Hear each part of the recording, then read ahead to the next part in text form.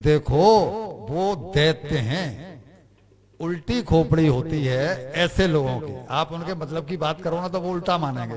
कभी कभी कोई पड़ोसी ऐसा होता है कि आप उससे कहो उसके हित की बात, लेकिन वो तेरे क्या मतलब है, हम बाल्टी यहां रखेंगे, तुझे क्या तकलीफ है इससे, हमारे दरवाजे के सामने रखिए ना। अब आप उससे को भाई इसमें से दुर्गंध है तो तुम्हारे को तो पहुंच रही होगी, बोले हम भले ही मर जाए पर तुझे क्या मतलब है, और इसका क्या लगे। वो ऐसा होता है कभी कभी। तो यहां भी वही हुआ, इन्होंने भगवान ने कह दिया कि वो उल्टी खोपड़ी के हैं तो वो उल्टा ही करेंगे। तो तुम जा करके उस सर्प के मुंह की तरफ लगना, मुंह की तरफ पकड़ना, और वो पूंछ को पकड़ लेंगे। भगवान ने ये सूत्र दिया। वही हुआ कि जैसे ही देवताओं ने आगे मुंह की तरफ देवता लगे और बोला आप लगो पूंछ की तरफ, तो दैत्य बोले वाजी हुआ, हम तुमसे किस मामले में कम है, हम पूंछ की तरफ क्यों लगे, पूंछ तो अशुभ है, हम तो मुंह की तरफ लगेंगे। और वो भगवान की माया के चक्कर में फंस गए।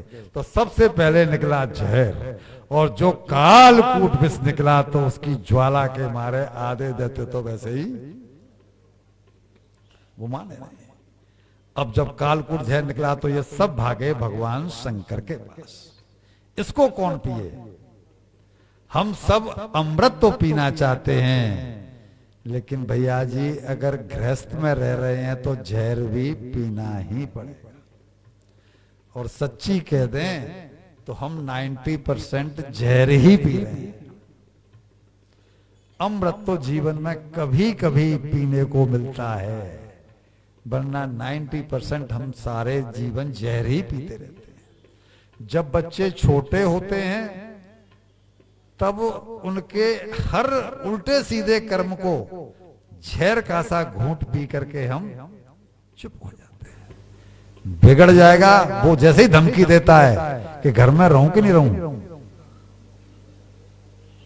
और 15-16 साल के बाद तो ये आम बात हो गई है। जरा सा 2 घंटे लेट हो जाए तो भैया जी हालत। और जब वो बूढ़ा हो जाता है, जब वो हम बूढ़े हो जाते हैं, वो जवान हो जाता है, और जब उसकी पत्नी बोलती है कि आज इन्होंने भोजन नहीं किया, क्यों, बोला कल आपने कुछ ऊंची आवाज में बोल दिया था, तो उस दिन के बाद हमारी ऊंची आवाज भी नहीं निकलती। उसके हर गुनाह का, उसके हर अपराध का हम जहर का सा घूंट पी करके रह जाते हैं। हम 90% जहर ही पीते हैं सारे जीवन। यहां भी यही हुआ कि इनको अब इसको कौन पिएगा, बोला चलो भगवान शंकर की शरण में। और ये भगवान शंकर की शरण में पहुंचे हैं। भगवान शंकर ने, जब शंकर से इन्होंने प्रार्थना की कि भगवान आपके अलावा कोई दूसरा ऐसा नहीं है जो इस कष्ट से हमको बचा सके, क्यों कि केवल आप में ही सामर्थ्य है इस जहर को पचाने की। आपके अंदर राम जी का वास है, आप पचा सकते हैं।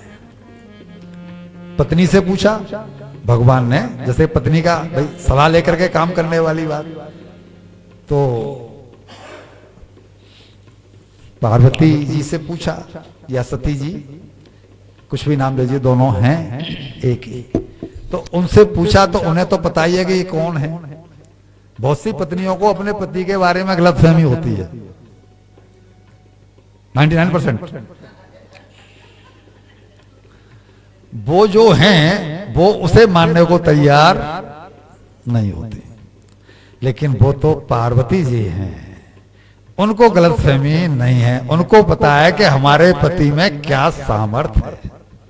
देखा कि ये देवता लोग परेशान हैं, मेरे से प्रार्थना करने आए हैं कि आप ही हमें इस कष्ट से निजात दिला सकते हैं। प्रभु आप इसको पी जाओ, तुम्हारी क्या राय है। तो उन्होंने मन ही मन अनुमोदन कर दिया कि ये तो आपकी लीला है प्रभु, सारा संसार आपसे प्रकट होता है, आप में लय होता है, ये जहर आपका क्या बिगाड़ेगा। और भगवान ने उस जहर को पी गए भगवान शंकर। यचकार गले नीलम तच्च साधोर विभूषणम, जिससे भगवान का कंठ नीला पड़ गया।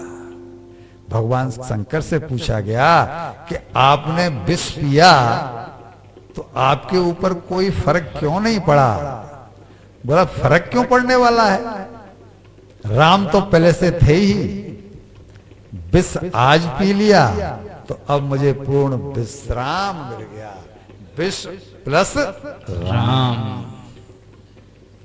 हमारे जीवन में भी भैया जी शंकर जी ने विष पी लिया तो अगले जो 13 रत्न निकले हैं वो सब निकल आए और अमृत भी निकला। अगर शंकर जी ने विष को नहीं पिया होता तो क्या होता, मंथन होता ही नहीं, अमृत निकलता ही नहीं। उसी तरह से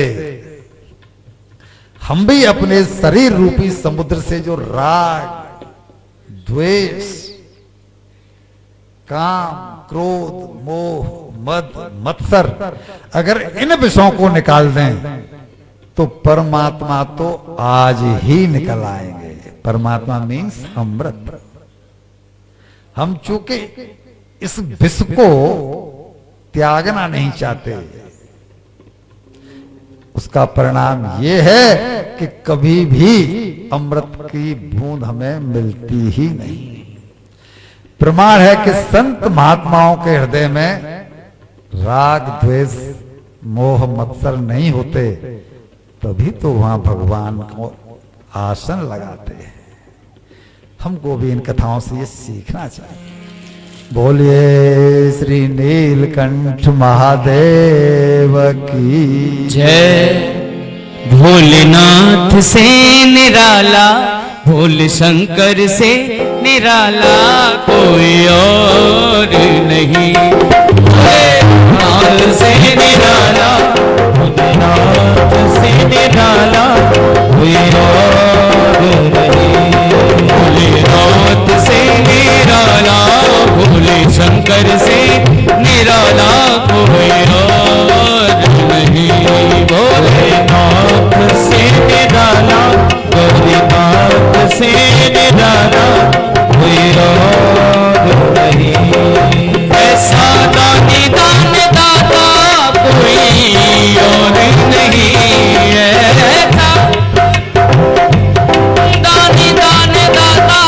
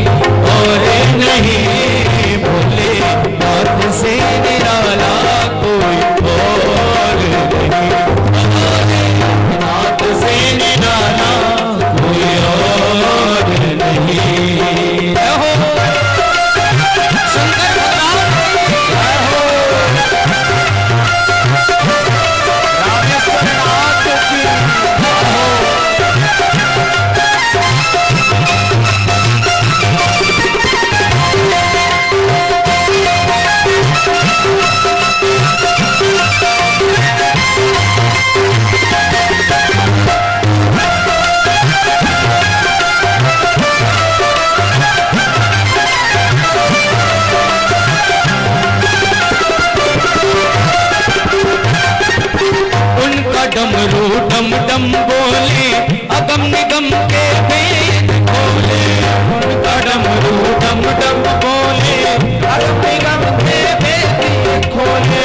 उनका डमरू डम डम बोले, अगम निगम के भेद खोले। उनका डमरू डम डम बोले, अगम निगम के भेद खोले।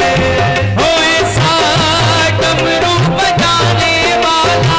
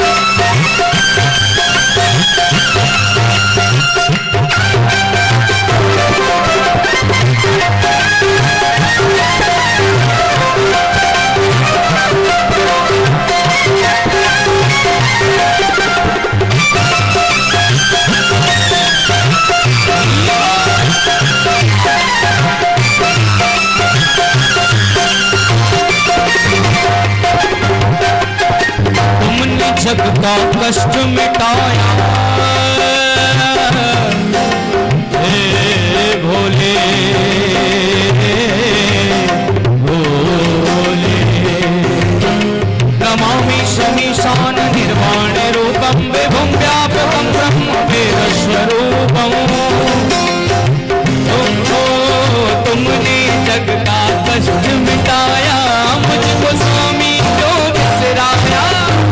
जग का कष्ट मिटाया, मुझको स्वामी क्यों बिसराया। तुमने जग का कष्ट मिटाया, मुझको स्वामी क्यों बिसराया। मुझको स्वामी क्यों बिसराया, मुझको स्वामी क्यों बिसराया। हो ऐसा भक्तों का रखवाला,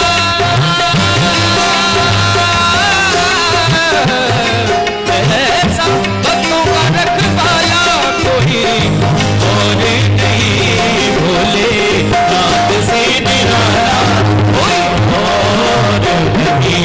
भोले नाथ से निराला कोई और नहीं। ऐसा दानी दान दाता कोई और नहीं। ऐसा दानी दान दाता कोई और नहीं। भोले नाथ से निराला, भोले शंकर से निराला कोई और नहीं। भोले नाथ से निराला कोई और नहीं। थोड़ी देर सभी भक्त मिलकर के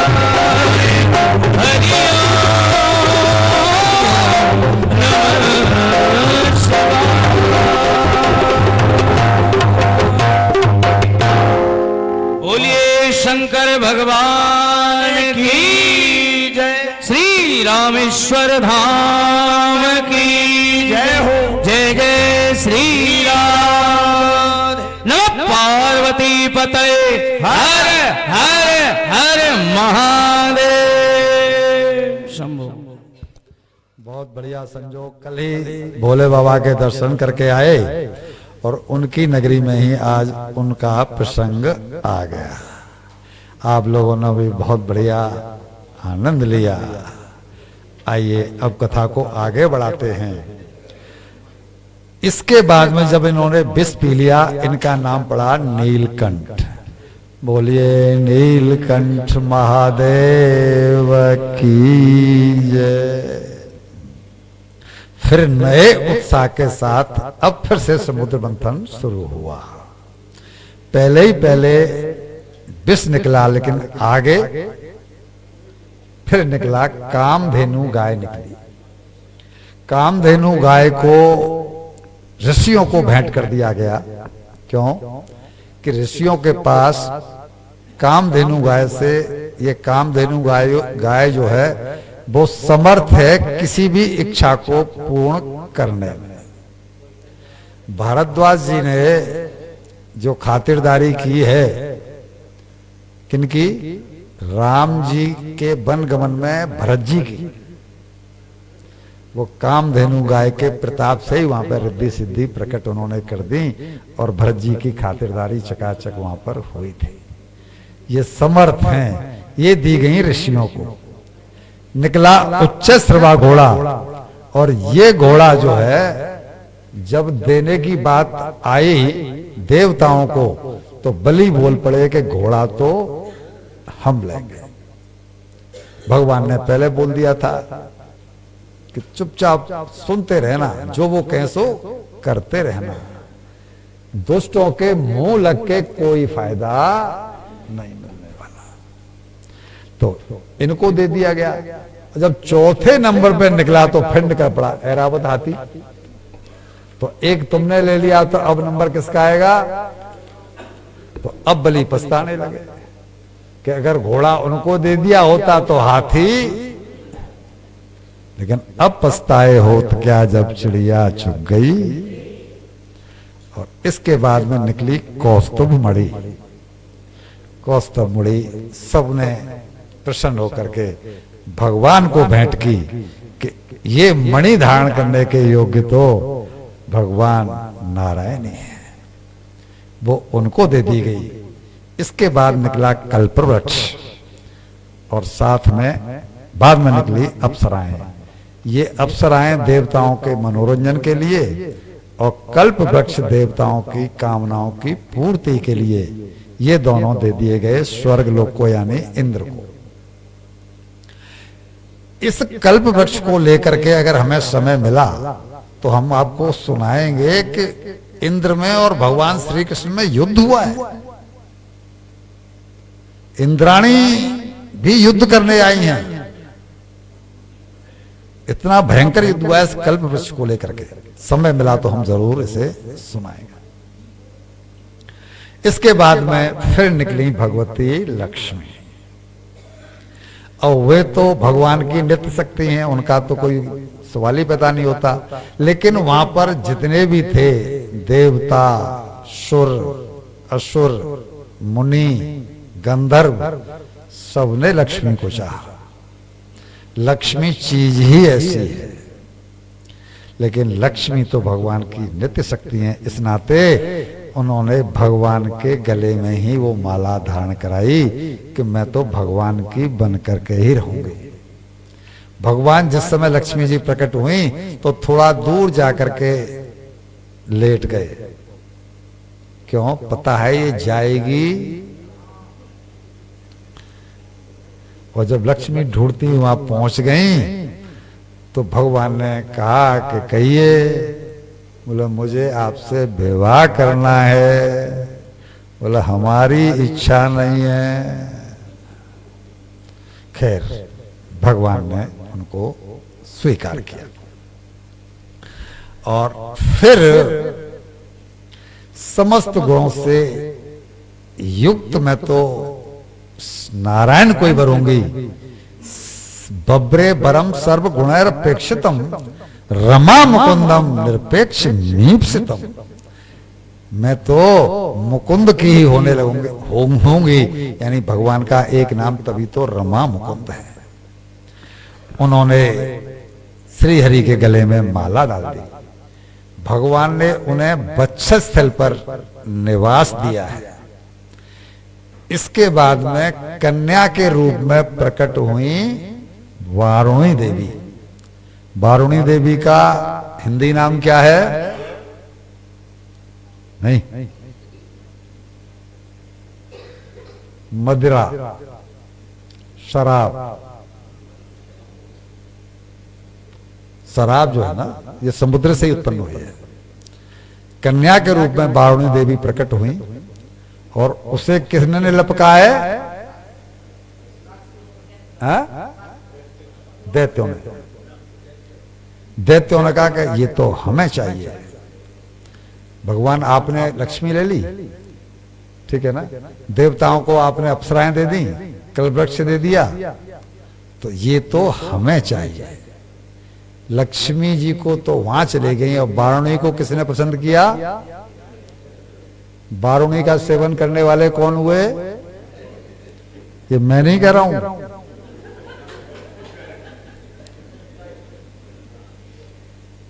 मैं क्या कह रहा पंडित जी, ये तो भाई कोई सेवन करता हो तो वो नाराज हो जाए, जी मुझे पकड़ ले बाहर जाकर के, तो इसलिए मैंने अपने मुंह से नहीं कहा है, मैंने तो आपके मुंह से ही कहलवाया है कि जो इसका सेवन कर रहे हैं वो कौन हुए। उनकी श्रेणी आपने बता दी कि वो इस श्रेणी में जाएंगे, ठीक है, जो आपकी इच्छा हो भेजो। इसके बाद अमृत कलश लेकर के प्रकट हुए हैं भगवान के अंशांश अवतार धन्वंतरी जी। ये आयुर्वेद के प्रवर्तक जो हुए हैं वो धन्वंतरी जी ही हुए, इन्हीं से आयुर्वेद का चलन शुरू हुआ। और जब जैसे ही इनके हाथ में दैत्यों ने अमृत कलश देखा तो वो फौरन अपनी औकात पर,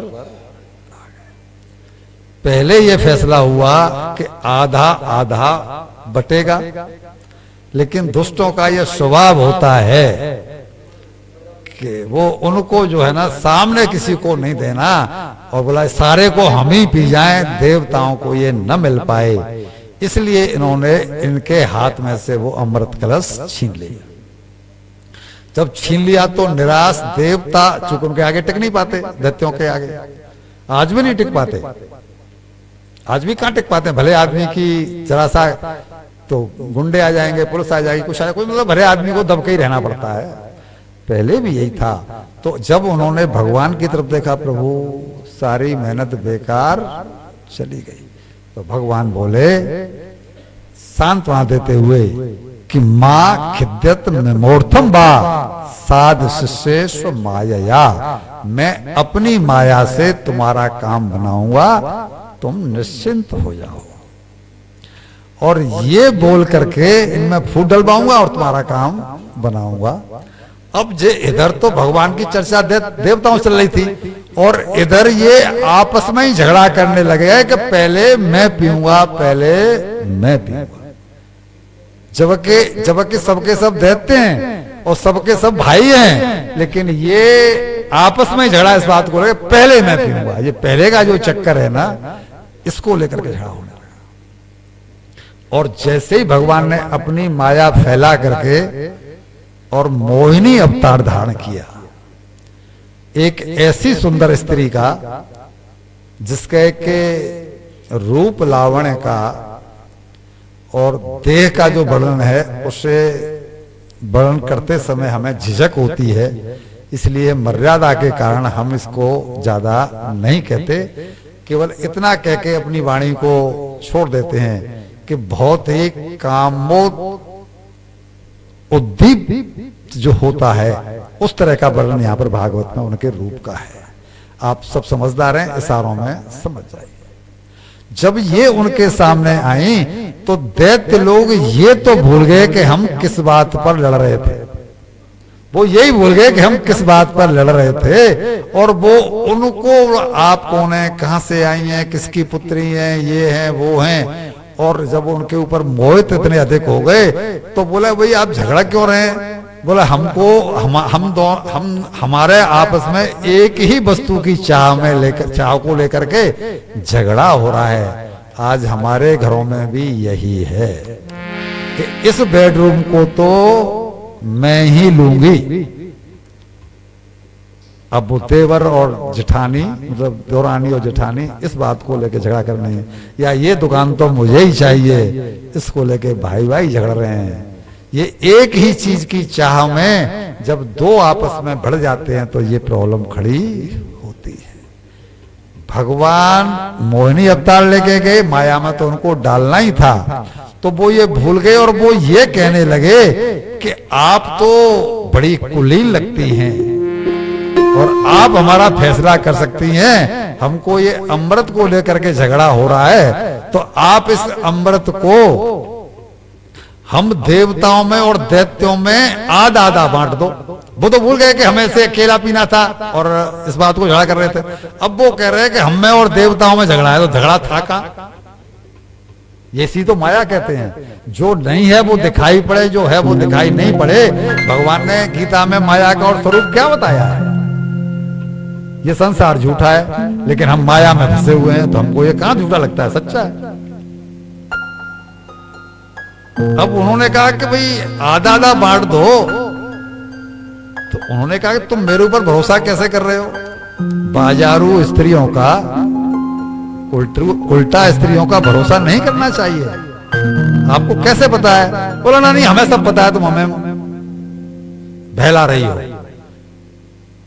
इस काम को तो आप ही करो। अब भगवान मोहिनी ने एक दाव चला कि देखो मैं भला करूं या बुरा करूं, तुम टोका टाकी। मोहित व्यक्ति की पोजीशन ऐसी हो जाती है, उसको ये पता ही नहीं पड़ता कि मैं क्या कर रहा हूं, कितना बड़ा अपराध कर रहा हूं। वो जस्ट लाइक सरेंडर की पोजीशन में हमेशा रहता है। देख ही नहीं रहा कि ये अन्याय मेरी पत्नी के द्वारा हो रहा है, या पत्नी देख रही है कि मेरे पति के द्वारा अन्याय हो रहा है। मोहित पोजीशन में ऐसा ही होता है।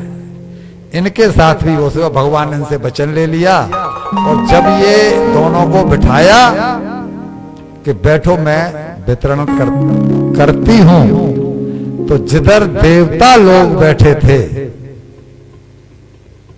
उधर भगवान अमृत कलश को लेकर के पहुंचे। अब एक तो वो मोहित थे, भगवान क्या कर रहे हैं कि इधर तो चितवन चला रहे हैं जिधर दैत्य बैठे हुए हैं, और पिला रहे हैं अमृत किधर जिधर देवता बैठे हुए हैं। अब एक तो बेचारे वो अपने वचन से बंधे हुए थे, दूसरे आसक्त हो गए थे, इसलिए कुछ बोल नहीं पाए। लेकिन उनमें एक जो दैत्य था राहु, वो चतुर था। उसको लगा कि ये तो हमको मूर्ख बनाया जा रहा है, और वो उठ करके देवताओं का स्वरूप लेकर के और वो जा करके उनके देवताओं के बीच में ही बैठे। और जैसे ही उसने अमृत पिया, तो अमृत अभी उसके गले में ही था, नीचे नहीं उतरा था, कि तभी चंद्रमा और सूर्य की नजर उसके ऊपर पड़ गई। और उन्होंने भगवान से कहा कि प्रभु ये देव नहीं है, ये दैत्य है, हमारे बीच में आकर के बैठ गया है। तो भगवान ने तुरंत चक्रेण क्षुरधारेण जहार पिबत हसरह, चक्र से उसका सिर काट दिया। काटने से धड़ तो नीचे गिर पड़ा, लेकिन उसका सिर जो है ना वो अमर हो गया। उसी को ब्रह्मा जी ने एक ग्रह बना दिया है। उसका सिर जो है ना वही एक ग्रह बन गया, और वही राहु द्वेषवश कि चंद्रमा ने हमारी चुगली की और सूर्य ने हमारी चुगली की, इस नाते ये दोनों को कष्ट देता है। और जब ये कष्ट देता है तभी चंद्र ग्रहण और सूर्य ग्रहण होते हैं। उसके पीछे कारण यही है, बैर भाव से ऐसा करता है। इसे कहते हैं नीच और उच्च का अंतर, नीच का और उच्च का अंतर। राहु को प्राण दायक अमृत पीने को मिला, लेकिन वो उसके लिए प्राण घातक विष बन गया। क्यों? भगवान ने उसको, शंकर जी ने प्राण घातक विष पिया, लेकिन वो उनके लिए आभूषण बन गया। बोलिए नीलकंठ भगवान की जय। श्रावण मास में देखो नीलकंठ मंदिर पर हम लोग निकल नहीं पाते, रास्ता नहीं निकल पाते, गंगा जी पे बैठ नहीं पाते, लाखों की भीड़ होती है कावड़ियों की। नीलकंठ भगवान का इतना बड़ा वो है। इन्होंने, देवताओं ने भगवान के चरणों का आश्रय लेकर के इस काम को किया तो अमृत पा गए। दैत्यों को भगवान के चरणों का आश्रय नहीं था, इसलिए केवल श्रम मिला। शास्त्र कहता है, गीता कहती है, यतो हरिर्विजय श्री गुणा स्ततः, जिधर हरि हैं उधर ही विजय होने वाली है। जय हो, जय हो।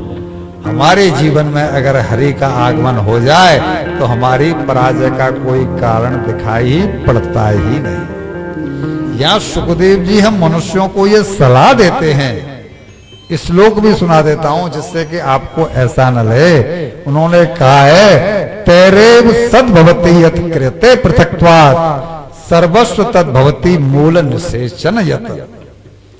मनुष्य जो भी कर्म करता है अपने परिवार के लिए, अपने व्यापार के लिए, अपने व्यवहार के लिए करता है, वो ऐसा ही करे, उसमें कोई तकलीफ नहीं है। लेकिन सेंटर में भगवान रहने चाहिए। सेंटर में जब कभी भी भगवान नहीं रहते तब ये स्थिति आती है कि उसकी कोई पेश नहीं बचाती, और परिणाम ये होता है कि वो मारा मारा फिरता है। अगर सेंटर में भगवान को रख करके कोई काम करें तो भगवान उसमें से कुछ हमसे छीन लेंगे। भाई हम वस्त्र, ये नया वस्त्र लाते हैं, भगवान के सामने लगा रखा, प्रभु तुझे हम वस्तु तुभ्यमेव हम समर्पये, ये कह करके आपकी वस्तु आपको समर्पित है, और पहनना तो हम ही है। हम भोग लगाते हैं तो क्या करते हैं, तुम्हारी वस्तु तुम्हारे सामने हाजिर। इसमें भी हम, ये दैत्य लोग ऐसा नहीं करते, उसी का परिणाम है। देवता लोग वैसा ही करते हैं, इसलिए उनको ये सब कुछ आराम से सुलभ हो जाता है। एक मुझे दृष्टांत याद आ रहा है कि अगर हम ऐसा करने लगें तो हमसे पाप नहीं हो सकते। क्यों? क्योंकि सेंटर में भगवान होंगे, सेंटर में भगवान होंगे। भाई मेरी ये घड़ी है, ये तब तक कोई नहीं उठा सकता जब तक मेरी इस पर दृष्टि है। जब मेरी दृष्टि हट जाएगी तो इसे कोई उठाएगा। अगर हमारा दृष्टिकोण ये हो जाए कि ईश्वर सब कुछ देख रहा है तो हमसे पाप होंगे। मुंबई के एक सेठ जी, अरबपति, जिनकी 10 फैक्ट्रियां, बेटा बिगड़ गया, पैसे वालों के इकलौते बेटे अक्सर। सेठ जी चिंता में रहते कि इस एम्पायर को अब संभालेगा कौन, इसका तो कोई ठीक नहीं। जब भी सेठ जी कुछ कहते वो धमकी दे देता, घर में रहूं कि जाऊं। अब 20-25 साल का बेटा जब धमकी दे घर में रहूं कि जाऊं, तो माँ बाप को चुप होना ही पड़ेगा। सूख के सेठ सेठानी कांटा हो गए कि कैसे इससे निजात मिले, इस कष्ट से हमें कौन उबारेगा। संयोग से एक संत जिनसे वो जुड़े हुए थे वो आए बद्रीनाथ से, और उन्होंने कहा कि सेठ जी जब भी आते हैं तो कहते रहे भगवान कभी कुटिया को आके पवित्र करना, भगवान कभी कुटिया को आके पवित्र करना। तो मुंबई पहुंचे किसी वजह से, तो उन्होंने कहा कि सेठ जी से भी मिलते हुए चलते हैं। तो वो देखा तो वो तो सेठ जी तो कहते थे कुटिया को पवित्र करना, कुटिया को पवित्र करना, ये तो महल है। लेकिन फिर भी वॉचमैन को बोला कि भाई हमारा नाम जाके बता दो अंदर कि हम आए हैं। अगर सेठ जी हमें बुलाएंगे तो ठीक है, नहीं तो हम वापस चले जाएंगे। जाके गार्ड ने बोला कि ये नाम के एक संत आए हैं। तो दोनों पति पत्नी दौड़े चले जाए और आकर के उनके चरणों में पड़ गए। प्रभु आप ऐसे मौके पर आए हो जैसे कि जलते हुए तवे पर कोई पानी छिड़क दे, हम तप रहे हैं। अंदर ले गए अंदर ले जा करके जब उन्होंने पूछा कि बात क्या है, तुम्हारा चेहरा, तुम्हारा शरीर, ये सब क्या है, तब बिना संकोच के सारी बात बता दी कि ऐसे ऐसे मेरे जीवन में ये परेशानी है, आपके पास कोई सूत्र हो तो मुझे इससे मुक्ति दिलाओ। हमारा बेटा बिगड़ गया और एम्पायर इतना लंबा चौड़ा है, इकलौता बेटा है, विवाह की कहते हैं तो विवाह नहीं करता, कब लौट के आएगा इसका पता नहीं, बस ड्राइवर को चौगुनी तनख्वाह दे रखी है, देते हैं इस नाते कि किसी तरह से वो घर पे आ जाए। ड्राइवर ला करके उसे उसके कमरे में ऊपर पहुंचा देता है, वो भोजन कहाँ करता है, कहाँ रहता है, ये हमें कुछ पता नहीं, हम बहुत दुखी हैं। संत बोले ठीक है, मैं कुछ करता हूं। अब वो रात को 11-12 बजे, कभी 1 बजे, कभी 2 बजे, संत भी जगते रहे। संत ने भी उस दिन भोजन नहीं किया। तब जाकर के बात बनती है, जबकि वो भी तप का अपने का आदर करते हैं। क्यों? भोजन करेंगे तो निद्रा, सेठ सेठानी का तो सवाल ही पैदा नहीं होता जब संत घर में आया है और उसने भोजन नहीं किया है। तीनों डाइनिंग टेबल पे बैठे हुए हैं, वो अपना दुखड़ा रो रहे हैं, संत सब सुन रहे हैं। अब वो लड़खड़ाता हुआ आया, ड्राइवर को उसे पकड़ के लाया, देखा कि कोई संत आया हुआ है तो प्रणाम करने का तो प्रश्न ही पैदा नहीं होता। चढ़ने लगा ऊपर, पिताजी बोले बेटा संत आए हैं, इनको प्रणाम करो, तो लठ सा मार दिया, राधे राधे, लठ सा।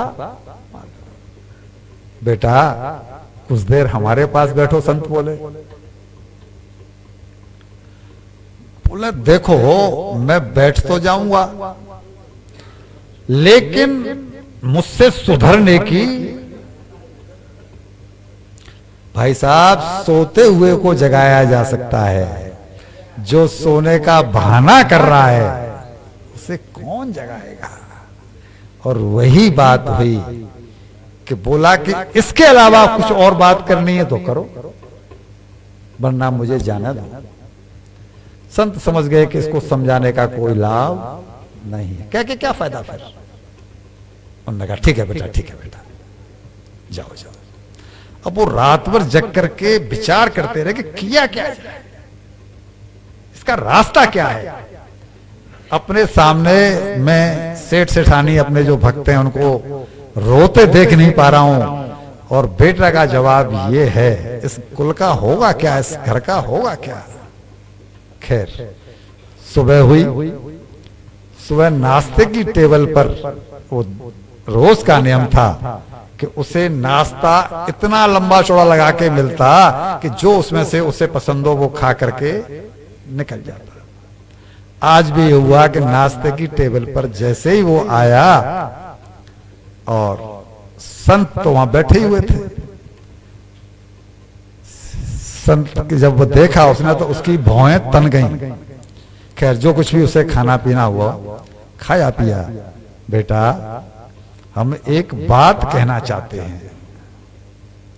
बोला मैंने आपको बोला ना कि मुझे उपदेश नहीं चाहिए, फिर आप क्यों मुझे उपदेश करना चाहते हैं। बोला उपदेश नहीं करना, उपदेश नहीं करना है तो बोला हम एक बात कहना चाहते हैं, तुम उसे सुन तो लो। अच्छा बोलो क्या कहते हो।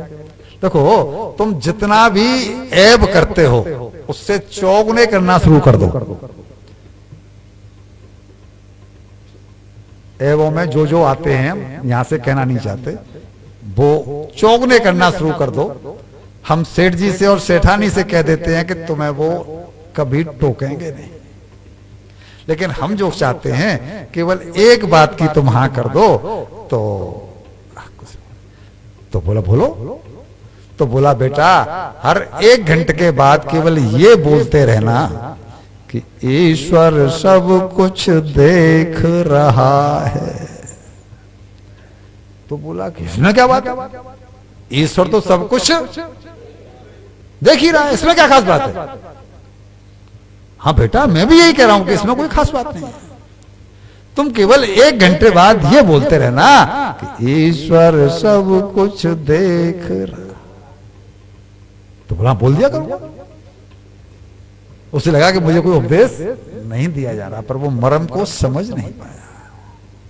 और जब ये कह दिया उसने, तो बेटा वादा करो अपने मम्मी पापा के सामने कि तुम एक संत को वचन दे रहे हो। बोला हाँ मैं वादा करता हूं। और ये दुष्ट किस्म के जो व्यक्ति होते हैं ना, इनमें जवानी जमा खर्च खूब चलता है। ये मतलब जैसे माफिया लोग होते हैं, वो उनका एक शब्द कह दिया तो वो अकाटे रहता है, वो उसको पीछे नहीं हटते। वही हुआ, इसने भी कह दिया कि हाँ मैं बोलूंगा, वचन देता हूं। और ये फिर उससे चूका नहीं, और ड्राइवर अपना लेकर के चल दिया। तो डायरी का नियम था कि जाते ही और राउंड टेबल पर तो पत्तेबाजी शुरू हुई। अब जब पत्तेबाजी शुरू हुई और जैसे ही 1 घंटा हुआ, तो जो बाकी के 5 लोग बैठे थे, इन्होंने बोला कि ईश्वर सब कुछ। बोला क्या बकता है रे? वो 5 बोले क्या बकता है रे? बोला क्या बकता? मैंने क्या बोला? मैंने तो ये बोला है कि ईश्वर सब कुछ देख रहा है। तो ईश्वर नहीं देख रहा? बोला हाँ देख रहा है। तो फिर मुझे क्या डांट रहे हो? मैंने क्या कहा है? जो तुम कह रहे हो वही तो मैं भी कह रहा हूं। बोला तू सही कह रहा है, पर वो बात यहां पर कहने की नहीं है। ईश्वर देख रहा है, लेकिन यहां पर वो बात कहने की नहीं है। वो चुप पड़ गया। फिर 1 घंटा बीता तो फिर उसने कही ईश्वर सब कुछ देख रहा है। अब वो फिर नाराज हुआ, बोला अगर तेने अब की बार कही तो तुझे मार मार के हलवा बना देंगे। वो तो वचन दे के आया था। जैसे ही तीसरी बार उसने कही तो उन्होंने उसकी पिटाई की और धक्के दे करके उस क्लब में से बाहर, और आगे से कसम खा ली कि तेरे साथ हम नहीं बैठेंगे। अब वहां से नियर अबाउट शाम हो चुकी थी, गिलास विलास सब सज गए। तो जो उसके दोस्त वहां के थे वो वहां मिले। और जैसे ये 1 घंटा पूरा हुआ, बोलिए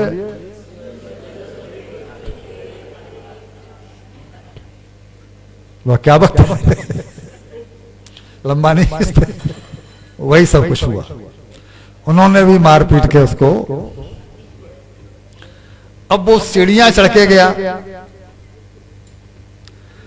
तो जिन नगर बधुओं के बीच में वो रोजाना जाता था, जब वहां पहुंचा और जब 1 घंटा पूरा हुआ, तो उसने जैसे ही कहा कि ईश्वर सब कुछ, तो वो उसके मुंह की तरफ देखने लगी। इसे आज हुआ क्या है? इसे आज हुआ क्या है? बोले तुम क्या बकते हो? अरे बोले ईश्वर हमें नहीं देख रहा।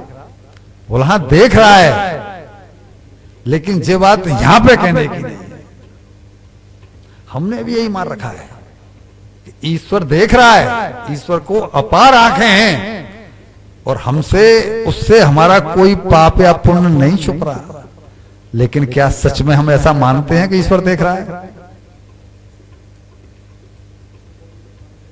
तो एक बार को तो चुप हो गया। जब उसने और जैसे ही दूसरी बार कहा, तो उसने अपने गार्ड को बुला के मार के धक्का निकाल दिया और अपने कपड़े समेटने लगी और बोल दिया आगे से कभी इधर आओगे तो पैर तोड़ देंगे तुम्हारे। अब वहां से उतर गया। अब कहां जाए? दूसरे दिन सुबह उसे सोचना पड़ा कि ये तो मुसीबत लग गई जान से, मैंने वचन दे दिया है।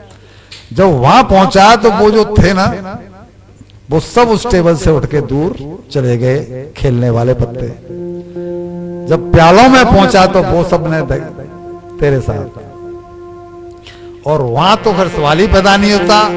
वो तो वहां से तो वैसे ही कट गया, तो ऊपर ही नहीं चढ़ने दिया उन्होंने।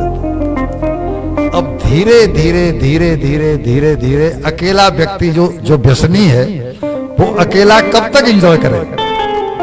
उसको तो साथ में माहौल चाहिए, चाहे वो महिला हो। किटी पार्टियों में आजकल महिलाएं भी तो माहौल चाहती हैं ना। चाहे महिला हो चाहे पुरुष हो, तो उसके लिए तो माहौल चाहिए। वही हुआ कि एक दिन ऐसा आया कि वो बिल्कुल अकेला हो गया और उसके कदम आज चौपाटी की तरफ चले गए। क्यों? कि अब उसे लगता है कि ये एकांत खाने को दौड़ रहा है, मेरे साथ कोई खेलने वाला है नहीं, पीने वाला है नहीं, ऐसा नहीं है, वैसा नहीं है। अब चौपाटी पे पहुंचा तो कब तक बैठता वहां पर, और आज उसके कदम मंदिर की तरफ भी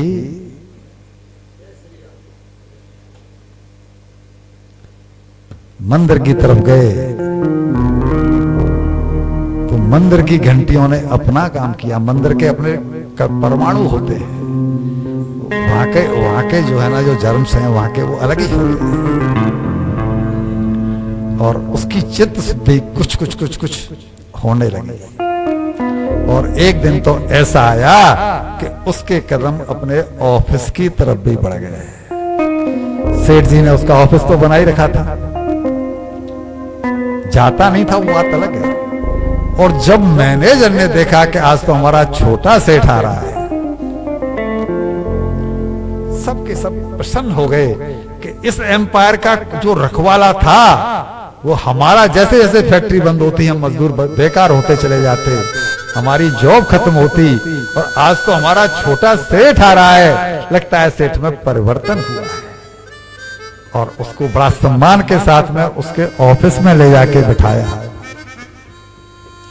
हर घंटे बाद जब वो बोले, ईश्वर सब कुछ, स्टाफ सारा मोहित हो गया कि हमारा सेठ तो भक्त हो गया है। कोई ग्राहक आवे तो अब तक तो सेल्स एग्जीक्यूटिव उसको टैकल करते थे, हैंडल करते थे। अब वो कह रहे हैं एग्जीक्यूटिव, अजी आइए आइए, हमारे सेठ जी आए हुए हैं। अब वो जो माल पहले 1 रुपए का बिकता था, अगर वो 17 आने भी बता देता था, क्यों? कि अब वो ग्राहक सुन रहा है ना कि ईश्वर सब कुछ, तो वो सोचता है कि इससे तो अपराध हो ही नहीं सकता, इसके माल में तो कुछ मिलावट हो ही नहीं सकती, ये ऊंचा रेट ले ही नहीं सकता। जो ये कह रहा है कि ईश्वर सब कुछ, तो व्यापार दिन पर दिन बढ़ने लगा। हमारी बाइयां और हमारे ड्राइवर, हमारे नौकर चाकरी तो जाके बताते हैं कि इस घर का बेटा कैसा है, इस घर की बेटी कैसी है, इस घर की सेठानी कैसी है, इस घर का सेठ कैसा है। तो जो ऊंचे परिवार संबंध के लिए चक्कर नहीं लगाते थे, अब तो ऊंचे से ऊंचे परिवार भी संबंध के लिए आने लगे। व्यापार दिन पर दिन बढ़ता चला जा रहा है, सेठ जी और सेठानी फूल के कुप्पा होते चले जा रहे हैं, चिंता मिटती चली जा रही है, और वो विवाह के लिए भी राजी हो गया। बड़े अच्छे परिवार में बड़ी सुंदर पत्नी मिली। संत कह के गए थे कि मैं 2 साल के पीछे वापस फिर आऊंगा, मेरे मंत्र ने काम किया या नहीं किया। और अब तो विवाह हो गया, तो एक पोता भी सेठ जी की गोदी में। और जब संत 2 साल पीछे आए तो देखा कि अब तो वहां पर लाइटें जल रही हैं, रौनक है, और सेठानी फूल चुकी है, सेठ जी का चेहरा एकदम रौब में है, और एक बालक भी खेल रहा है, और पुत्र वधू भी घर में है। सब के सब, वो भी जो बिगड़ा हुआ था वो भी संत के चरणों में पड़ गया, प्रभु आपने मेरा जीवन सुधारा।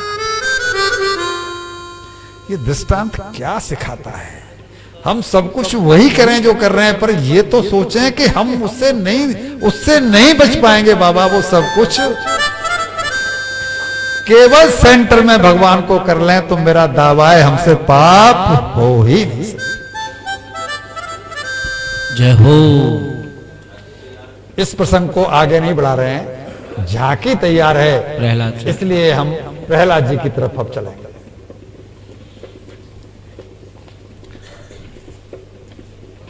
हिरण्यकश्यपु को इस बात का बड़ा मन में क्लेश था कि भगवान ने 12 अवतार लेकर के और उसके बड़े भाई हिरण्याक्ष को मार दिया था।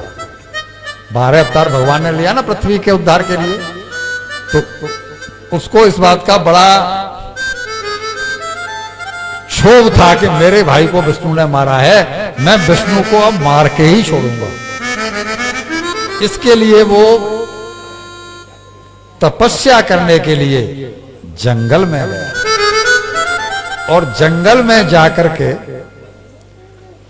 उसने भगवान की तपस्या की। इसने जो तपस्या की है ना, वो 10,000 साल तक तपस्या की है भगवान से वरदान, ब्रह्मा जी से वरदान पाने के लिए। तपस्या भी कैसे की है सुनिए, तपस्या भी कैसे की है, पैर के एक अंगूठे पे खड़े होकर और हाथ ऊपर करके। पहले दिन जब ये तपस्या करने गया, भाई 10 मिनट 15 मिनट और ज्यादा लेंगे, 9 बजे से चलेगा।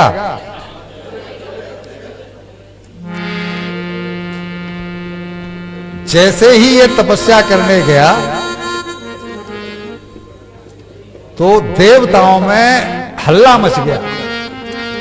क्या कि अगर ये जिस उद्देश्य से जा रहा है, अगर ये उसमें सफल हो गया तो ये हमें जिंदा छोड़ेगा नहीं, क्योंकि ये तो भगवान को मारने के लिए तप करने जा रहा है। फिर हमारा रखवाला कौन, हम तो कहां बचेंगे इससे। तो उन्होंने कहा नारद जी से, नारद जी आप संत हैं, कोई युक्ति निकालिए। नारद जी ने एक पक्षी का रूप लिया और जिस पेड़ के नीचे जाकर के इसने तपस्या करना शुरू किया था, उस पेड़ के ऊपर जाके नारद जी श्रीमन नारायण नारायण नारायण, श्रीमन नारायण नारायण नारायण, श्रीमन नारायण नारायण नारायण। ये जो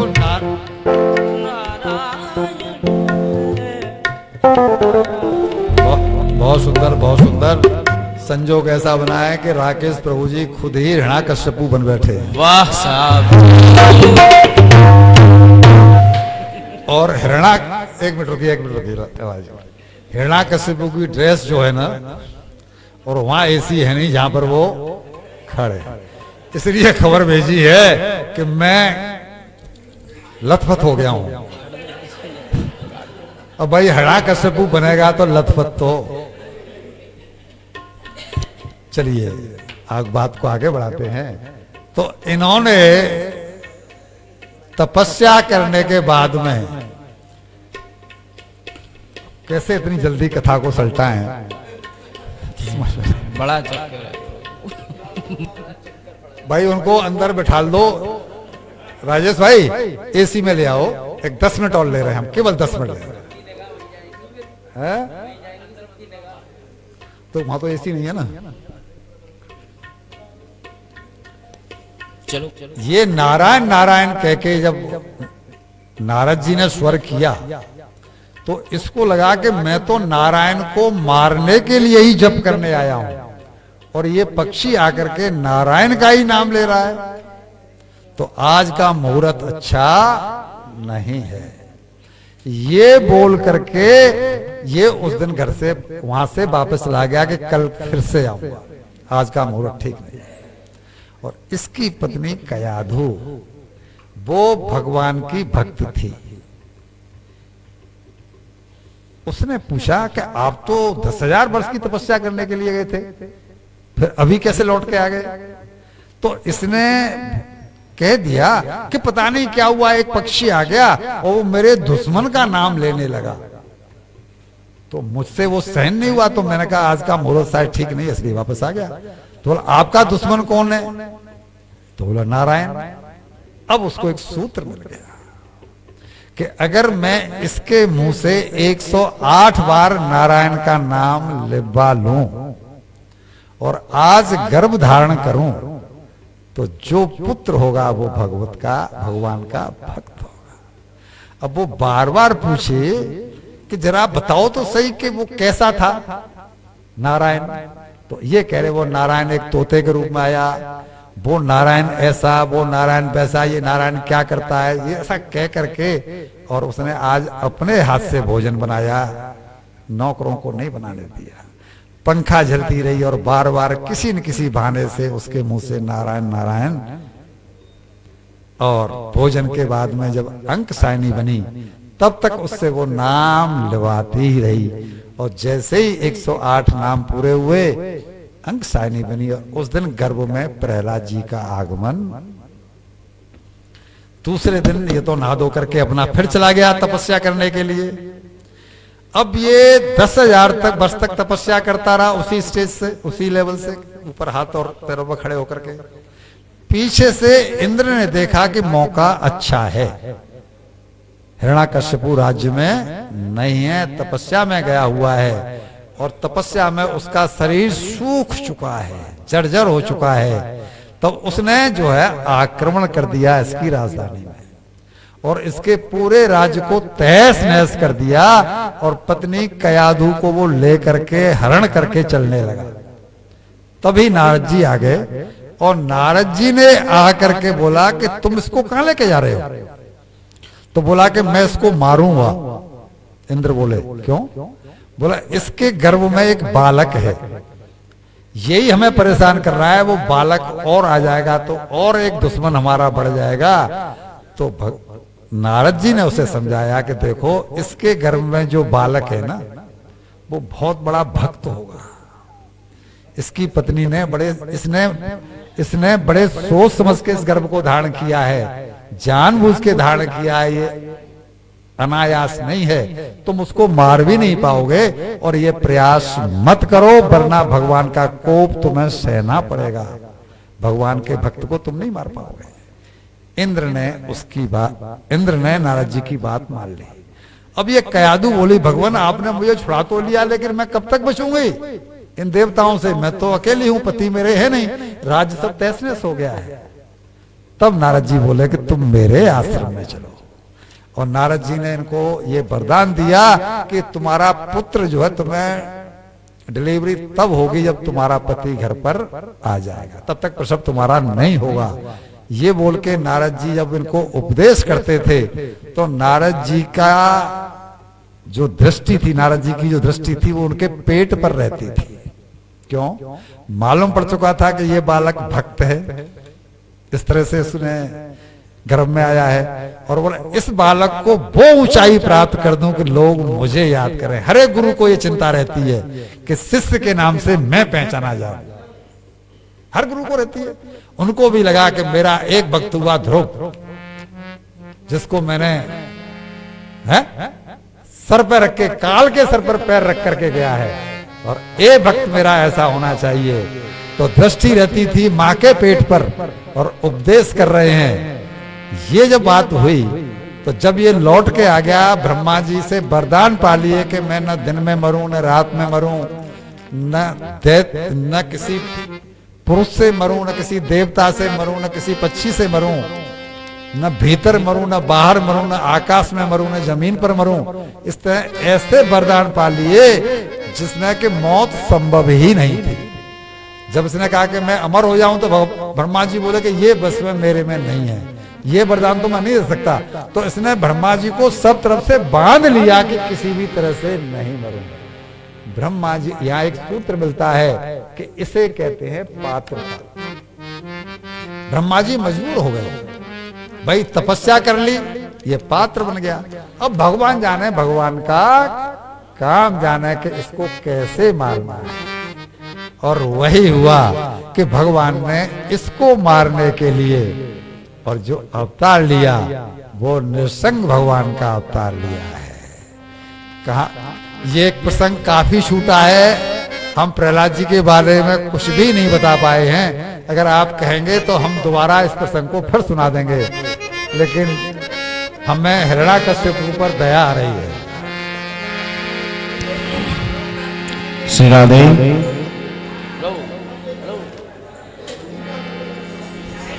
काली कमली वाला मेरा यार है। बोलिए भक्त प्रहलाद की जय। नारायण नारायण नारायण नारायण नारायण नारायण श्रीमन नारायण नारायण नारायण श्रीमन नारायण श्रीमन नारायण नारायण नारायण श्रीमन नारायण नारायण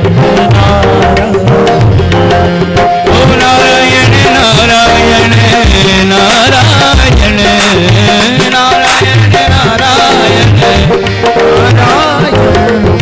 नारायण नारायण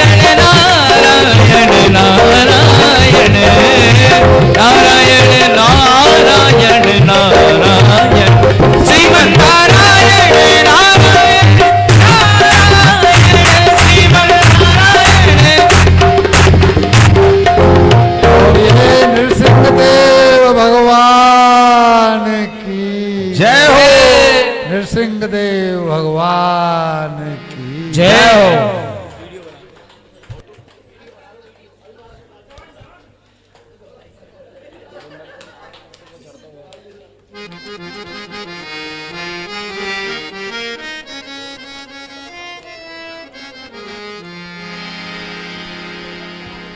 जय जय नरसिंह देव जय जय नरसिंह राज जय जय नरसिंह देव जय जय नरसिंह राज जय जय नरसिंह देव जय जय नरसिंह राज। दोनों में घनघोर संग्राम होने लगा। भक्त प्रहलाद को नरसिंह भगवान ने एक तरफ खड़ा कर दिया और खम्भ फाड़ करके तुरंत निकले बाहर और युद्ध प्रारंभ। घनघोर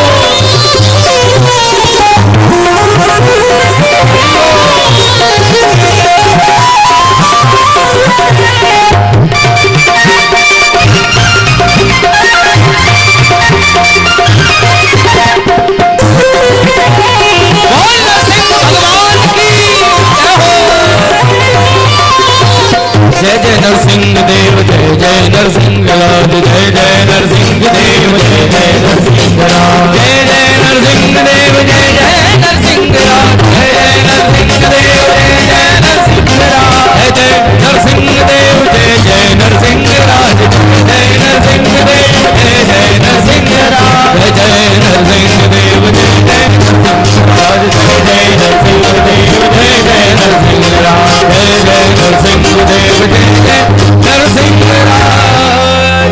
बोल नरसिंह भगवान की जय हो। अपने विशाल नाखूनों से नरसिंह भगवान ने हिरण्याकश्यपु का वध कर दिया। बोल दुष्ट प्रहारी भगवान की जय हो। भक्त प्रहलाद को अपने हृदय से लगाया है और अपनी गोद में बिठा लिया है नरसिंह भगवान ने। बड़ा ही सुंदर हम सभी दृश्य दर्शन कर रहे हैं। साक्षात नरसिंह भगवान हम सभी के मध्य में विराजमान हैं। सभी बैठ जाएं।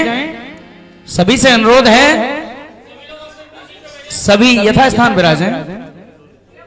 सभी लोग बैठ जाएं।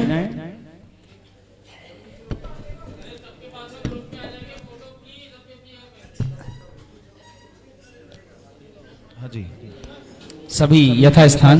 अभी अभी मैं 10 मिनट बोलता हूँ। अभी मैं 10 मिनट बोलता हूँ। सभी लोग बैठ जाओ। सभी लोग बैठ जाओ।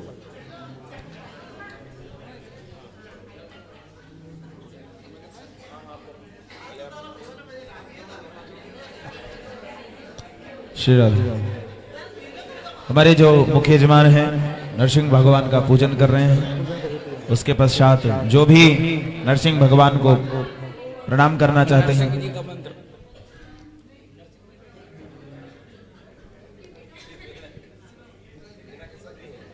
हिरण्याकश्यप भी बगल में बैठा है। बोलो हिरण्याकश्यप मरने के बाद भी जिंदा हो गया। प्रभु जी ये तो हमारे प्रतिवर्ष हम देखते हैं कभी नहीं मरेंगे। हाँ जी एक भजन हो रहा है और सभी लोग पूजन करते रहे और भजन का आनंद लेते रहे। जय श्री राधे। काली कमली वाला मेरा यार है। काली कमली वाला मेरा यार है। मेरे मन के मोहन का दिलदार है। ओ काली कमली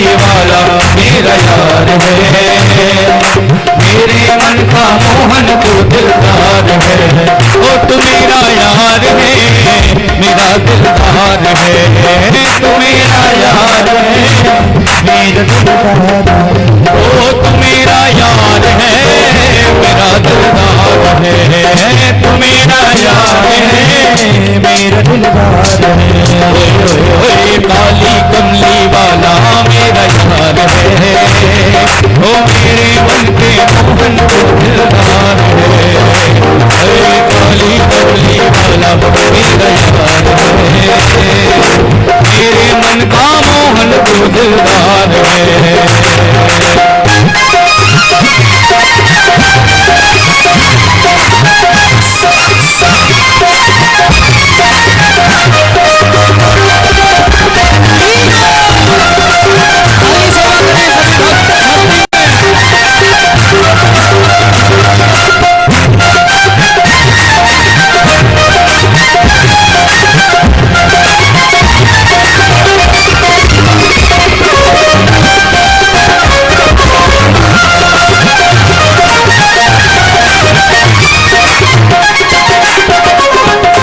मनमोहन में तेरा दीवाना, गाँव बस अब यही तराना, गाँव बस अब यही तराना, गाँव बस अब यही तराना, मनमोहन में तेरा दीवाना, गाँव बस अब यही तराना, गाँव बस अब यही तराना, गाँव बस अब यही तराना, शाम सलोने तू मेरा रिजवान है, शाम सलोने तू मेरा रिजवान है, मेरे मन का मोहन को दिलदार है, काली कमली वाला मेरा यार है, मेरे मन का मोहन को दिलदार है।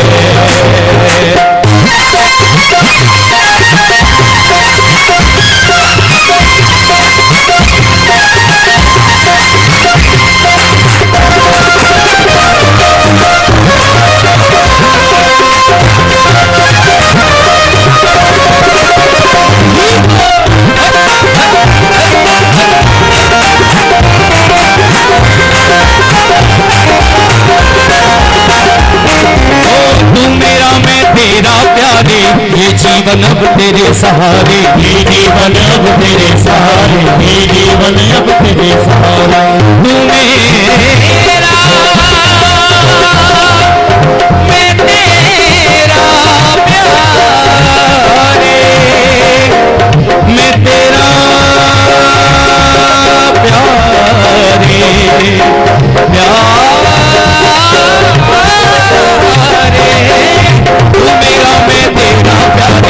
जीवन अब तेरे सहारे, जीवन अब तेरे सहारे, जीवन अब तेरे सहारे, तेरे हाथ इस जीवन की पतवार है, तेरे हाथ इस जीवन की पतवार है, और मेरे मन का मोहन को दिलदार है, काले कमले वाला मेरा यार है, वो मेरे मन का मोहन को दिलदार है।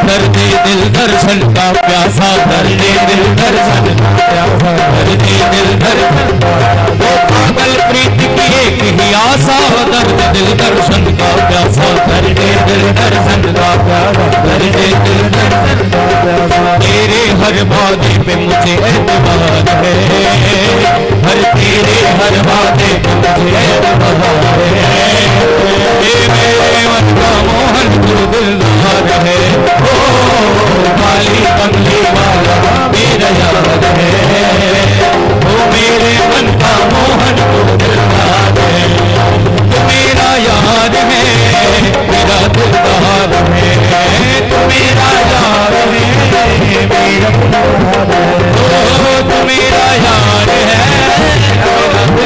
यार है, तू मेरा यार है, मेरा दिलदार है। ये काली कमली वाला मेरा यार है, और मेरे मन का मोहन तो दिलदार है। ओ काली कमली वाला मेरा यार है, ओ मेरे मन का मोहन तो दिलदार है।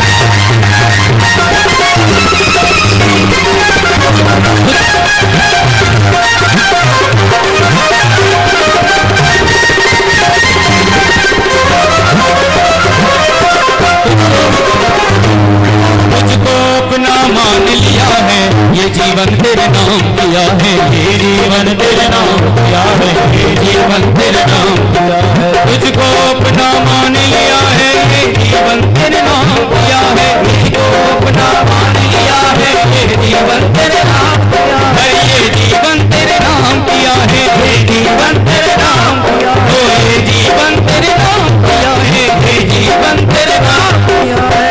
तुझको अपना मान लिया है, ये जीवन तेरे नाम किया है, ये जीवन तेरे नाम किया है, ये जीवन तेरे नाम। और दास मधुर को बस तुमसे ही प्यार है, दास मधुर को बस तुमसे ही प्यार है। ये मेरे मन का मोहन तो दिलदार है, काली कमली वाला मेरा यार है, वो मेरे मन का मोहन तो दिलदार है। ये काली कमली वाला मेरा यार है, वो मेरे मन का मोहन तो दिलदार है।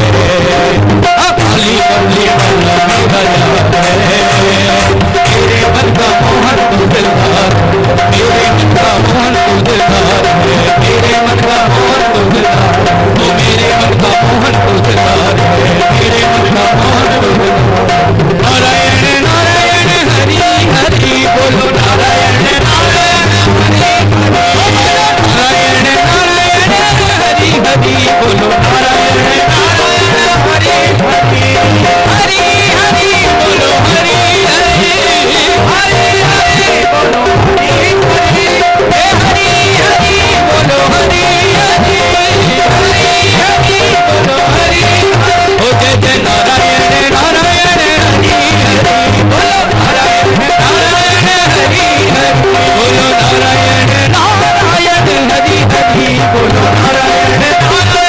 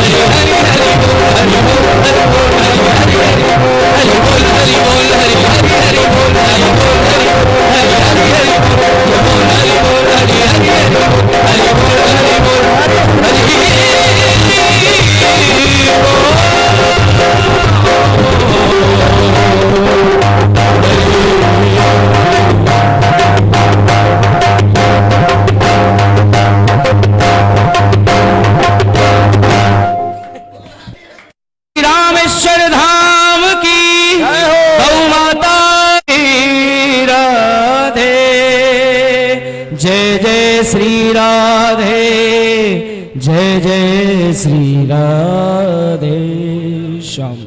आई है आरती पापियों को पाप से है तारती, श्री भागवत भगवान की है आरती, पापियों को पाप से है तारती, भागवत भगवान की है आरती, पापियों को पाप से है तारती, श्री भागवत भगवान की है आरती, पापियों को पाप से है तारती। ये अमर ग्रंथ, ये मुक्ति पंथ, ये पंचम वेद निराला, नव ज्योति जगाने वाला, ये अमर ग्रंथ, ये मुक्ति पंथ, ये पंचम वेद निराला, नव ज्योति जगाने वाला,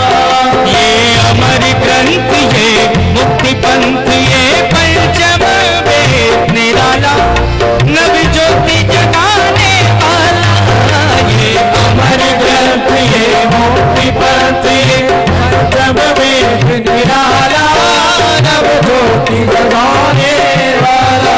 हरि नाम यही हरि ध्यान यही, हरि नाम यही हरि ध्यान यही, हरि नाम यही हरि ध्यान यही, हरि नाम यही हरि ध्यान यही, जग के मंगल की आरती, पापियों को पाप से है तारती, श्री भागवत भगवान की है आरती, पापियों को पाप से है तारती।